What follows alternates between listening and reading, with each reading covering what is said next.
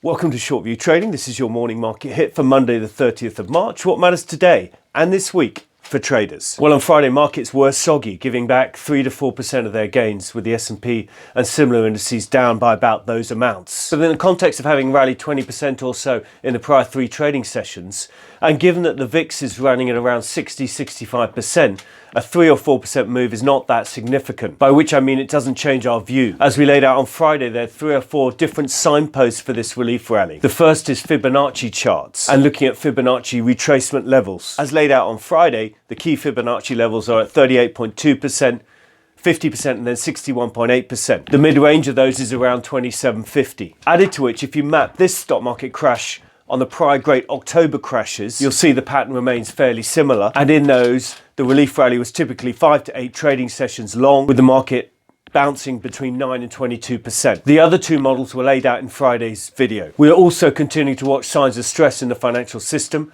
and how much it is or is not easing. As you can see, in certain parts like high yield spreads, it continues to ease. In other parts, stress continues to build. For the full analysis of our 1 to 2 week views, please see today's Daily Rag, available to subscribers and on the website. So what are we watching today and this week? Firstly, we continue to watch the signs of stress in the financial system, whether they're easing or tightening. We're also watching this price action, particularly in relation to the classic Wave 2 relief rally. We also continue to watch for anything significant on the policy front, and in that respect it was interesting that over the weekend leaders in Beijing hinted at possible major fiscal stimulus coming down the pipeline. In other words, to be announced sometime soon. The macro this week also starts to get quite interesting, because a lot of it relates to March data. Purchasing managers indices across the globe are coming out for both the manufacturing and service sector across Asia, Europe and North America. They will be watched closely, particularly given they include the final few days of March over and above the flash estimates we had in mid-March. ISM, manufacturing and non-manufacturing in the States will be key, as will all the regional Fed surveys coming up ahead of that this week, including